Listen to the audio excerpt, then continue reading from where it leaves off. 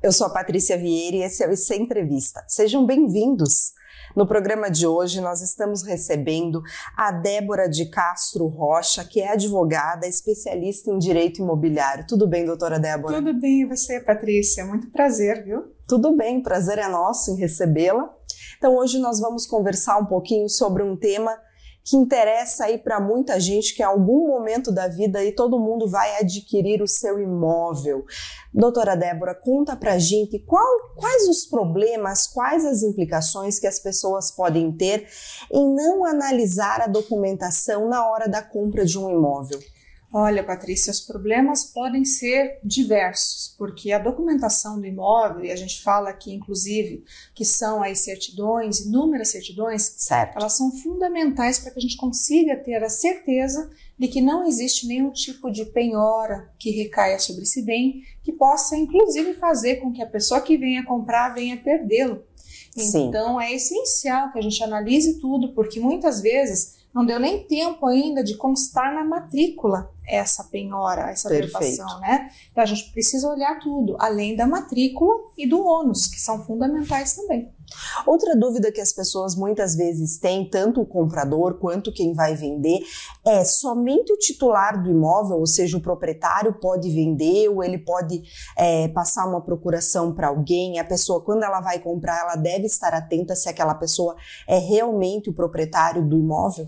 Olha, essa é uma situação bem complicada e a gente nunca aconselha, Patrícia, que seja feito isso, porque existe um princípio dentro do direito registral, inclusive, que é o do respeito à cadeia dominial desse imóvel. Então, se você vende por procuração, você logo está desrespeitando esse princípio. Certo. Todos que estão ali, são os titulares, na verdade, do direito daquele imóvel, eles devem figurar e devem ser os transmitentes. Então, se eu burlo essa cadeia, tem alguma coisa errada nela. O que pode acontecer também? Ser uma cessão de posse. Muitas vezes quem está vendendo não é o titular. Perfeito. Então tem que cuidar também, porque normalmente você daí não está comprando uma propriedade, e sim uma posse passível de regularização. Mas nem sempre isso pode acontecer. Também é um cuidado muito grande que se deve ter. Perfeito. A compra do imóvel, né, a venda, a compra, ela segue ali determinados passos. Como muitas vezes a pessoa ela já gastou para comprar aquele imóvel, ela acaba ali, ela precisa fazer o registro do imóvel, mas ela acaba deixando para depois porque também tem um custo. Quais as implicações que esse deixar para depois pode trazer no futuro? Ai, Patrícia, olha, são gigantescas, porque muitas vezes até o comprador ele tem a cautela de olhar essas certidões, os documentos, deixar o contrato bem amarrado, mas na hora faltou o dinheiro, né? Sim. Puxa, não tenho dinheiro para pagar o ITBI, não tenho dinheiro lá para pagar o registro, aí vou deixar um pouquinho, vou esperar um pouco. Lembrem que todas as certidões elas vencem em 30 dias, certo. Ou seja, deixou vencer, já não tem mais validade. Pode ser que durante esse tempo haja uma penhora. Sim. Essa penhora vai recair sobre o imóvel. Mesmo que você ou a pessoa tenha comprado esse imóvel e não tenha registrado, ela vai perder, porque ela não é ainda o titular de direito, ela não transferiu para ela, certo. Porque está na esfera de domínio ainda do vendedor. Perfeito. Então ela vai poder, ou melhor, vai ter o risco imenso de perder esse imóvel. Então, quando a pessoa vai comprar, ela precisa ir fazer um levantamento de todos os custos. Isso. E se atentar a essa situação. Exatamente, ela vai ter que se atentar coloca já na ponta do lápis tudo que vai gastar, já sabendo que ela vai gastar com uma consultoria para poder levantar essa documentação, poder realmente aferir que não tem nenhuma irregularidade e depois com a transferência também, claro, lavratura de escritura, depois registro lá e pagamento dos impostos devidos também, porque se for para comprar, gente, vamos comprar direitinho para não haver depois o risco de perder esse bem, porque a economia de uma vida normalmente... Com certeza. Exatamente. E muitas vezes a pessoa, ela quer comprar, ela já está iniciando esse processo, mas ela não tem o conhecimento. O que ela pode fazer sozinha, que é mais simples, e quando que ela precisa contratar um profissional e qual que é o profissional adequado para orientá-la nesse processo? Perfeito. O que normalmente a gente indica, né? Sempre contrate aí um corretor da sua confiança, né? Ou uma imobiliária, vá para uma imobiliária, escolha o imóvel.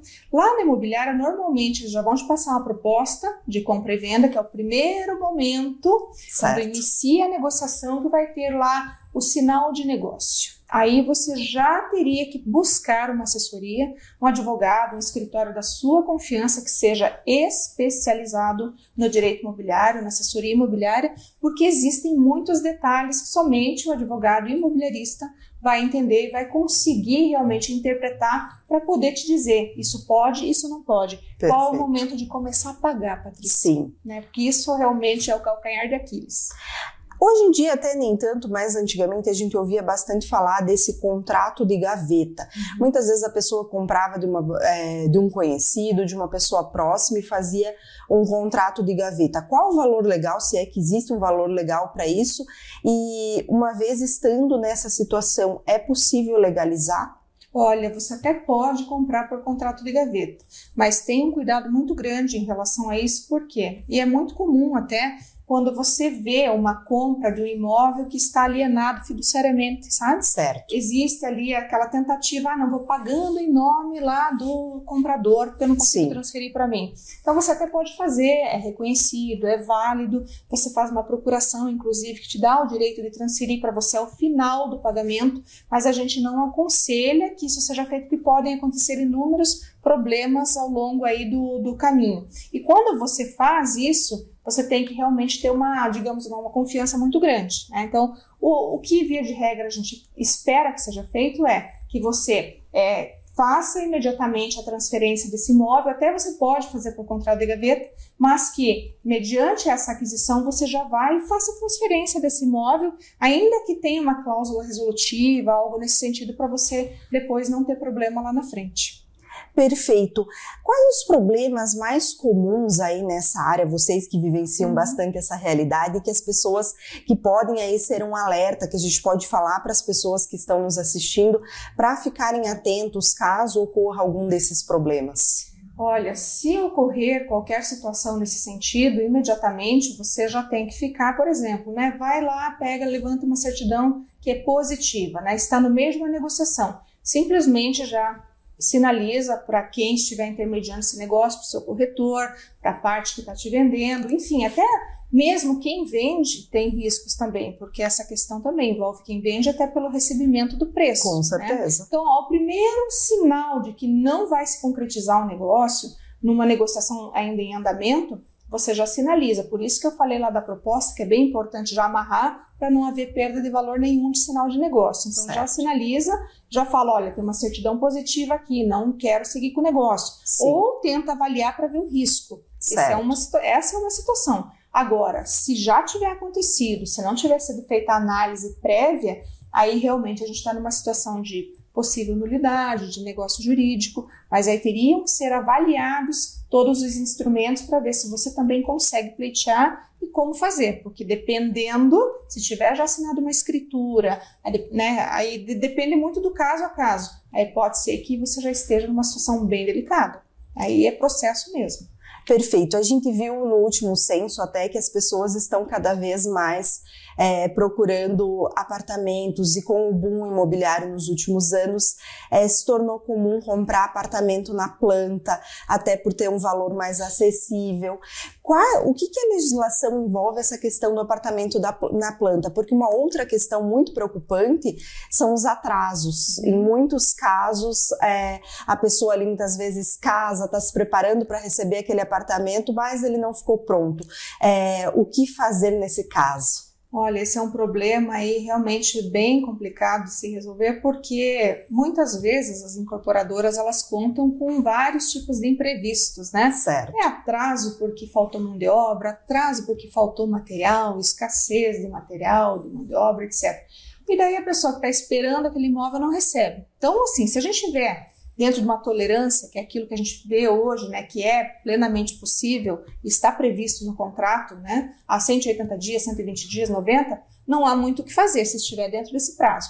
Agora, se tiver ultrapassado esse prazo, Patrícia, aí sim cabe indenização por perdas e danos, aí a gente inclui danos emergentes, lucros cessantes, pode incluir um dano moral, então tudo isso está protegido pela nossa legislação, inclusive a jurisprudência também pacificamente aceita. Agora, a gente tem que cuidar na hora de comprar, verificar se esse imóvel que você está comprando realmente ele vai sair do papel. Sim. Se tem o registro lá no cartório de registro de imóveis, lá na matrícula desse memorial de incorporação, que a gente sempre fala. Porque, infelizmente, né, Patrícia, no Brasil a gente vê muita empresa que não é séria. Sim. Então, aí há muita venda sem sequer saber ou garantir que esse imóvel vai sair daquele projeto que está ali. As pessoas vão pagando, imóvel para, estaciona, os sócios desaparecem e existe o prejuízo. Então, sempre cuidar com isso. Até a gente teve um julgado muito bom e recente, lá em Balneário Camboriú, em que o Ministério Público acabou se manifestando justamente por causa das vendas que estavam acontecendo sem o registro memorial de incorporação. Mas como teve uma alteração recente ano passado da lei, hoje se permite a reserva, mas não alienação nem oneração do bem. Só que assim, o que seria uma reserva? Porque a reserva, de qualquer maneira, quem vai comprar vai ter que provavelmente pagar algo, né? Então a gente tem que cuidar com esse tipo de coisa. Eu ainda sou mais, assim, no sentido de proteger e garantir, sabe? Mais antiquada, digamos assim. Eu prefiro que esteja devidamente registrado para que realmente o comprador não venha ter um problema lá futuro, enfim, um prejuízo financeiro. Doutora Débora, o nosso tempo aqui é curto, esse é um assunto que renderia aí muito tempo de conversa, mas para as pessoas que estão passando por esse processo ou que ainda estão começando aí a pensar na compra do seu imóvel, quais que são os seus principais contatos para uma eventual consultoria? Olha, meus contatos, então eu tenho aí o Instagram, que é @profadv, Débora, tenho também o Débora Imobiliarista, e também o canal do YouTube, no qual eu lanço semanalmente vídeos também com informações relativas a tudo que acontece no direito imobiliário, Patrícia. Tá certo. Muito obrigada pelas informações, pela entrevista e sucesso. Muito obrigada. Obrigada pela oportunidade de estar aqui com vocês. Obrigada a você. Obrigada a você. Se gostou da entrevista, curta. Se quer assistir outras entrevistas como essa, siga nosso canal. E se quer nos ajudar a fazer o IC, deixa aqui embaixo nos comentários sugestões para as próximas entrevistas. Obrigada. Até a próxima. Tchau, tchau.